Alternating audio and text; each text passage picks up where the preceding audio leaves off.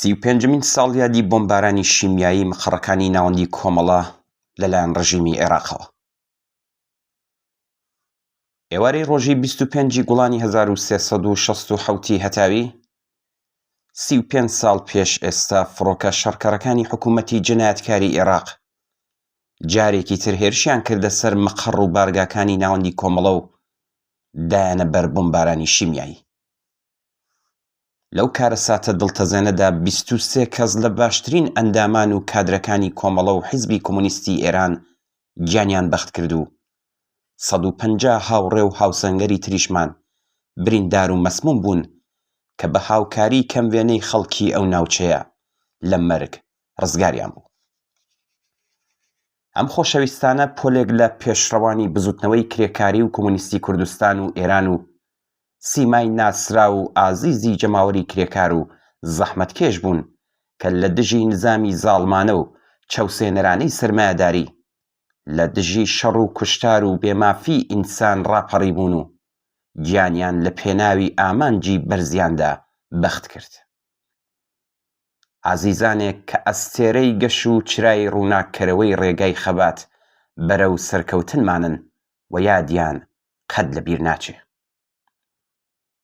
لە کاتێکدا کە هێشتا 2 مانگ بەسەر کارەساتی دڵتەزێنی گوردانی شواندا تێنەپەڕی بوو، لە کاتێکدا کە هێشتا برینی قورسی بۆمبارانی شیمیایی ڕژیمی بەعس بۆ سەر ناوچەی شارە زور کە تێیدا 68 پێشمەرگەی شۆڕشگێڕ و فیداکاری کۆمەڵە وێڕای هەزاران ئینسانی بێدیفاعی شاری هەڵەبجە و ناوچەکە گیانیان بەخت کرد، ژانی نەشکا بوو ساڕێژ نەبوو کە مەقەڕی ناوەندی کۆمەڵە و ئۆرگانەکانی دەوروبەری ئەمجار لە دۆڵی بۆتێ لە 20 کیلومتری شاری ڕانیەی کوردستانی عێراق کەوتنە بەر پەلاماری بۆمبی شیمیایی ڕژیمی دژە ئینسانی بەعسی عێراق. هەڵبەت پێشتر چەند جاری دیکە مەقەڕەکانی ناوەندی کۆمەڵە لە مالومە لە دۆڵی جافایەتی کەوتبوونە بەر هێرشی هەوایی و تۆپخانەی ئەرتەشی عێراق. لە ئاکامی ئەم هێرشانەشدا چەندین هاوڕێی ترمان گیانیان بەخت کرد بوو. هۆکاری ئەم دوژمنکاریەی کە گەیشت بە ئاستێک دەوڵەتی عێراق چەکی کیمیایی لە دژی کۆمەڵە بەکاربێنێت چی بوو؟ ئەرتەشی عێراق بەو هێرش و پەلاماردانە یەک لە دوای یەکانەیدا بە شوێن چ بمەستێکەوە بوو؟ ئەو ڕژیمە وای دەزانی کە بەو گوشارانەی دەتوانێت کۆمەڵە بە چۆکدا بێنێ و دەستی پێ لە هاوکاریکردنی خەباتی عادڵانەی خەڵکی کوردستانی عێراق هەڵبگرێ. کۆمەڵە خۆی بە پشتیوان و دڵسۆزی ئەو خەباتە ڕەوایە دەزانی. کەم نەبوون ئەو تێکۆشەرانەی کوردستانی عێراق کە لە ژێر ئاڵای سووری کۆمەڵەدا خەباتی ئەنتەرناسیۆنالیستی خۆیان درێژە پێدەدا کە لە ناو ئەو 23 هاوڕێ گیان بەخت کردووانەشماندا ڕەنگی داوەتەوە. ئەوە بۆ ڕژیمی بەعس تەحەموول نەدەکرا، بۆیە لە هیچ جەنایەتێک دەستی نەدەپاراست. ڕژیمی عێراق بۆ ئەوەی پردی پەیوەندی نێوان هێزی پێشمەرگەی کۆمەڵە و خەباتی کۆمەڵانی خەڵکی کوردستانی عێراق بڕوخێنێ، بەردەوام هەوڵی دەدا کۆمەڵە ناچار بکات مەقەڕەکانی خۆی لە شوێنە ئازادکراوەکانی کوردستانی عێراقەوە بگوازێتەوە بۆ شوێنەکانی تری ژێر دەسەڵاتی ئەرتەشی عێراق.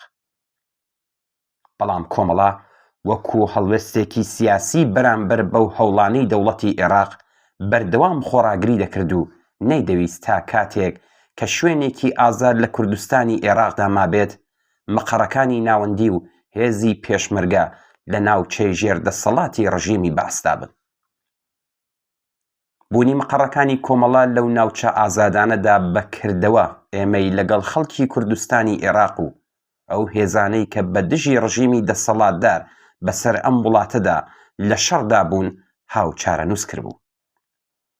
هەر لەبەر ئەوە بوو کاتێک کارەساتی بۆ تێڕوویدا خەڵکی شاری ڕانیە و ئەو ناوچەیە هەرکە ئاگاداری هێرشی بەعس بۆ سەر مەقەڕەکانی ناوەندی کۆمەڵە بوون، سەرەڕای ترس و خۆفێک کە ڕژیمی عێراق نابوویەوە بە هەموو هێز و توانا و ئیمکاناتیانەوە بە هانای کۆمەڵەوە هاتن.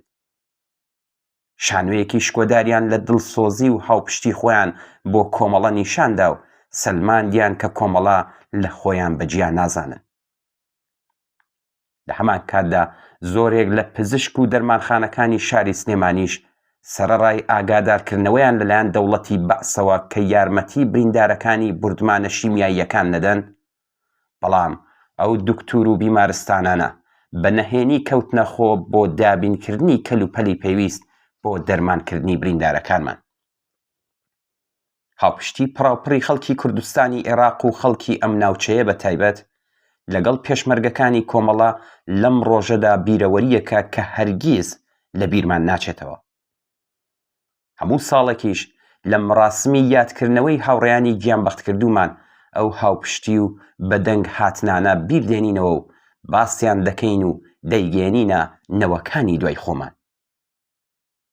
هاوڕێیانی گیانبەختکردووی بۆمبارانی شیمیایی ڕۆژی 25 گوڵان لە دۆڵی بۆتێ بریتی بوون لە ئیسماعیل مستەفازادە، ئەحمەد محەممەدی، بایزید بەیاز، پەرویز تاجوانچی، حسین سیگاری، سەعید محەممەدی، جەلال پێنجوێنی، فرشتە ڕەزایی، عەبدوڵڵا هوشیاریان، عەلی حەسەن محەممەدی ناسراو بە تەحمورس، فەرەنگیز شاهۆیی، کەریم جەنەتی، کەریم عەبدوڵڵاپور، مەریەم مەجنون ناسراو بە سەعادەت، کەماڵ ڕەزانژاد، کیومەرس مهاجر ناسراو بە جەبار، مەنوچێر مەحموودیان ناسراو بە مۆرتەزا، محەممەد ڕەسووڵی خۆشسفەت، محەممەد عومەر عەلی،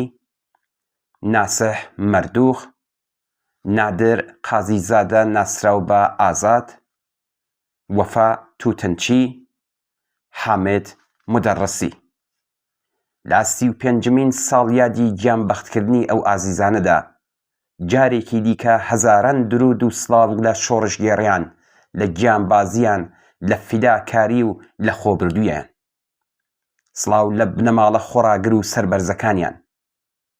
ئەمڕۆ گڵکۆی ئەم پۆلە لە ژنان و پیاوانی ماندووی نەناس و خەباتکاری کۆمەڵە و حیزبی کۆمۆنیستی ئێران شوێنێکە بۆ نوێکردنەوەی پەیمان لەگەڵ ئامانجی بەرز و ئینسانی ئەو ئازیزانە.